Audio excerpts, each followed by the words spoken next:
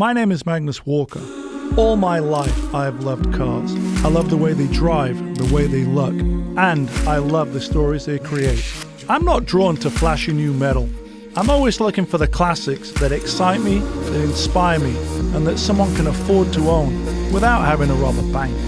The underdogs. These cars may not be the posters on your wall, but they could be the next big thing.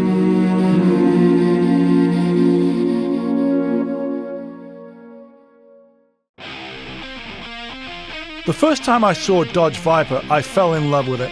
The way it looks, the proportions, no traction control, big side pipes, and the aggressive look of it all.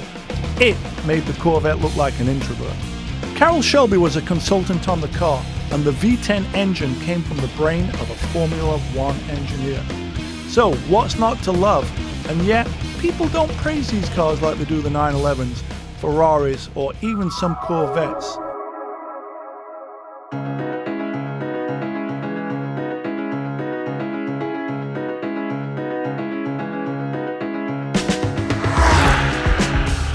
Wanted a Viper. When it first came at the R10 Roadster, I wasn't a huge fan of that, but a buddy of mine had a GTS in the late 90s and I borrowed it one day, went for a drive, and that changed everything. From that moment on, I was sort of hooked and I wanted one. Now we are 20 years later. I'm driving an even more powerful version with, at least 150 more horsepower than that one had.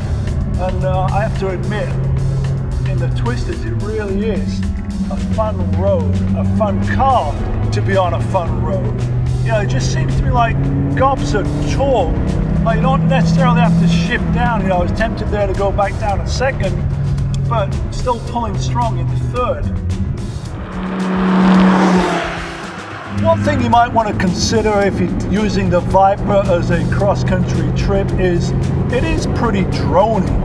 The V10 packs a punch, but it also, packs a drone resonance at a certain RPM range, which sometimes is intoxicating and sometimes is distracting if you're trying to have a conversation. But if you're on your favorite road on your own, this is the car that you can certainly explore the levels of your talent.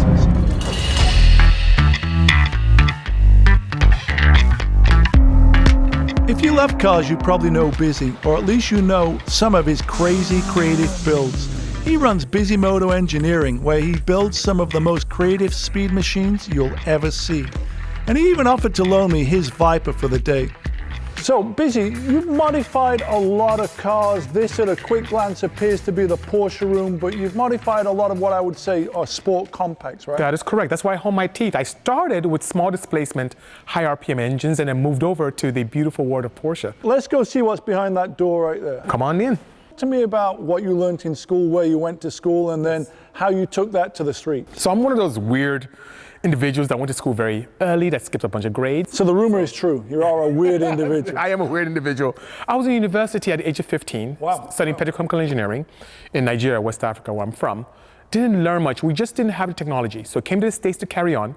And I just had this affinity for everything automotive. So where did that come from then? Childhood. My very first word was car. I was always curious and loved cars for whatever reason. Anything automotive just drove me mad. I'm actually here to see that right there. Yes. I'm all about, I have this saying, Mopar or no car. I'm a Porsche guy, but I got a Super Bee tattoo. That's amazing. So back in the day, I used to own 269 Super Bees. Oh, I didn't know that. That right there is a car on my list. So very nice. We got to go we got to go look at the Viper. Let's take a look. This is like an underappreciated car, I believe. This is what I refer to as America's supercar. Now, the Europeans in Germany and in Italy, they're used to road racing and finesse and dare I say, using automotive scalpel. Yeah. Think of this as the automotive chainsaw. Chainsaw. I was going to say sledgehammer. It's raw. It's American. It's America. America. Yeah. So the Viper's almost 30 years old. Yeah. Wow. That's true. This is what generation? 5? This is the 5th gen Viper.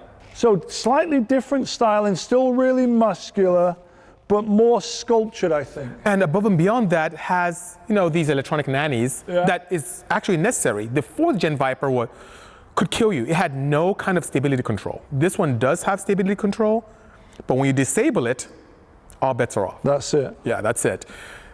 With 640 horsepower, 600 pound-foot of torque, this thing is a lot of fun, but if you tend to even misbehave with her or how should I say, insult her, she will bite.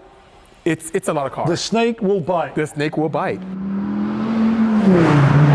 When I first got in the car, I've always been a Viper fan, but when I got in it, ergonomically, kind of seemed just tight for me, and visibility, like I have to duck down under the windshield pillar to see out, which is kind of compromised for me. And then the next thing I noticed was first gear seemed really tall before I got to the canyon. It seemed like, it was good for about 60. And it seemed like the throttle response was kind of, I'm not going to call it lazy, but it wasn't super raspy. But I will say the car seems to come alive here in the canyon. This, I would say, is the next big thing. It represents supercar analog performance. It's an intoxicating, involved drive. You have to work hard to get the most out of the car. And for me, that makes it an engaging drive. And for me, that's why it has to be one of the cars on the list of the next big thing. V10 engines were once fairly commonplace in performance cars, but they're becoming rarer these days, which is a real shame because the 8.4 litre motor in this Viper is perfectly matched to the car. It's so good, in fact, that this is one of the few cars that Busy left alone and didn't tune. So, have you modified this car? This one I have not. Why not? Why not? Is 640 horsepower enough? It's an American icon, and it is enough. It's a handful to handle, and I would encourage you to drive her around. Let me know your thoughts on her. She's a lot of fun. So this is perhaps the most refined Viper up to this point, right? It sure is, and I'm surprised it didn't sell more. So I'm shocked. Why do you think that is? Like, I remember when the Viper came out as the Roadster, and then when the the GTS came out. Of course, I wanted the GTS with the stripes. But to me, I think this represents a supercar bargain. But my question for you is, why don't you see more of them on the road? Why are they not more valuable? Why are people not talking about the Viper? I think it's going to go up in value. I think people will. It's one of the most. It is the underrated American supercar. Now, you're all about what I would say too much is never enough, right? Nothing can ever remain stock, but yet this did. And you explained that to me, but if you were going to modify it, what would you do? Dare I say boost, add boost and go even crazier, make it even more American? But there is one slight modification. I do have these lowering caps right there, which is pretty interesting, but... Let's talk about those. What do they do? We have above and beyond the stability control, this does have active electronic suspension, just like you see in modern day supercars. Now, for me to do something to lower it and give it better stance and better handling, most of the time you use coilover springs or coilover suspension, but we can eliminate electronic capabilities. I didn't want to do that. So these lowering caps gives me the ability to lower while still retaining all of the electronic characteristics of the 5th Gen Viper. To begin with, at slower speeds, it does feel heavy. And my other first sort of thought was when I got in it, it didn't necessarily feel special. Like, it looked great from outside. I describe it as if, an E-Type Jag had a baby with a Shelby Daytona or something. Just proportionally really muscular, like Schwarzenegger on steroids. I love the look of the roof, the double sort of scoop on it. But it's taken a little bit of time to get to its characteristics. But it certainly is punchy. It certainly stops good. The car is stiff, so it's stiffly sprung. But it does behave nice in the sweepers. And surprisingly nimble in the twisters. Short throw shifter, easy to shift. Clutch feels heavy when you're in traffic, but on the open road, bit of a different story.